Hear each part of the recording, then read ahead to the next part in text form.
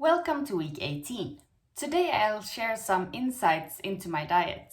Me, like many other girls in my age, has been fooled for years to eat as little as possible. But as I've become more serious with my training, I've realized the importance of adequate fuel and nutrition. And I'm sick and tired of seeing girls on social media skipping breakfasts, eating a bagel for lunch, and training 3 hours a day.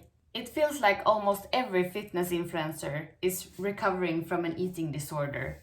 But still, many of them are posting what I eat in a day on a calorie deficit. Even the fittest woman on earth, Clair Toomey, in her book and on her YouTube channel, says that she, with a body weight of 138 pounds or 63 kilograms, eats only 2,100 calories on rest days and 2,800 calories on a training day, where she trains up to 10 hours a day. And I definitely think that this sends the wrong message for young women wanting to perform. CrossFit is a very demanding sport with high intensity, heavy lifting, and lots of volume.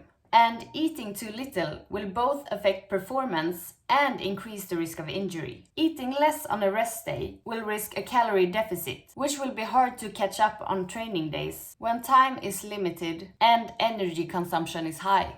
I would definitely benefit in my training by gaining a few kilograms. But since I still get triggered easily, I don't count my calorie intake or macros currently. I just try to eat as much as I can. You could perhaps call it a semi-bulk, but it has taken me 6 months to gain 2 kilograms or 5 pounds, so perhaps this is the cue to get me started on a real bulk with serious tracking.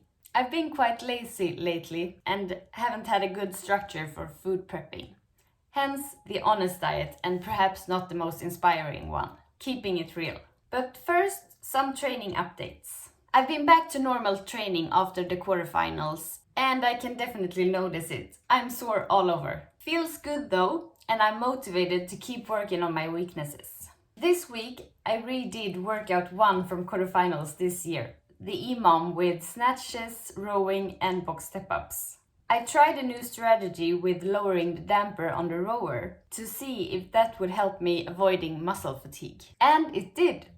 I felt fine this time, but turns out it was because I did less work.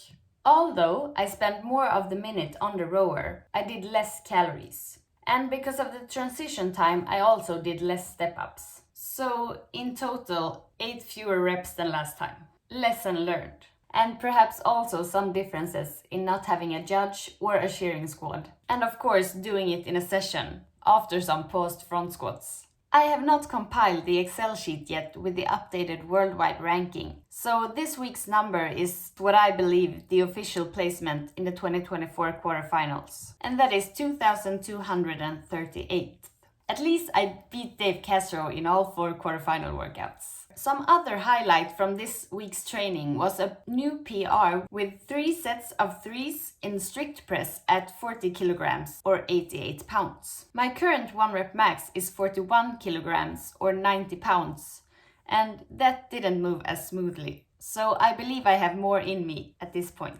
I always notice in the heavy lifting when I have eaten too little. It gets affected right away. Every day I eat breakfast, lunch and dinner, but what I've been trying to become better at lately is pre- and mid-workout snacks. It could be as easy as a fruit and a protein bar, some dates, or drinking a shake of carbs. Carbohydrates are the most important when it comes to performance, but also recovery. There are some studies on low-carb diets and training, but none of them are done on elite athletes, primarily on people new to training. And the problem with that is that newbies will make progress no matter what, just because of the structured training in the study. Pro athletes often train several times a day, and an intake of carbohydrates after training is essential to be able to recover and perform again later in the day. To train low on carbs could be beneficial for perhaps an ultra runner who during a race will use up all glycogen storage and be dependent on fat as an energy source. But for anyone else, carbohydrates are your friend. Relative energy deficiency, which implies that you eat less than you need in relation to the amount of training, occurs in many sports and on different levels. The consequences vary. It can affect performance in the long term and cause injuries, and sometimes the end of a sports career.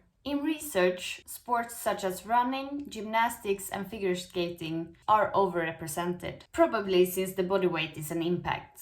It is, however, a real problem, and even if you don't compete in any sport, training is much more fun if you are fueled up. And the competition in eating as little as possible is a competition where nobody wins. Lastly, I thought I could share some example days. Energy demand is individual and depends very much on how active you are during your everyday life, but also on gender, size, and muscle mass. Don't believe everything you see on social media. And if you feel that you lack knowledge, it can be a good thing to take help from a coach or a nutrition advisor. Example day number 1. Breakfast is most often sandwiches these days, since it's delicious, needs no preparation, and is packed with carbs and protein. Lunch could be salad, but if that's the case, I often need some more carbohydrates before training. Dinner could be salmon and potatoes, here with some pesto and yogurt sauce. Example day number 2. Smoothie bowls are the best thing I know, and you can eat this for breakfast, lunch, or as a big snack. Comment down below if you want me to share the recipe. Lunch in the form of chicken wraps or tacos. So nice and easy to make. Sometimes we just buy dinner if we're short on time. Here is a mixed plate from our local Vietnamese place. Most often I take a second portion of dinner and sometimes a protein bar or another snack afterwards. Listen to your body. That was it for today. Remember that consistency is key to all worthwhile things in life, not least when it comes to training. See you next week.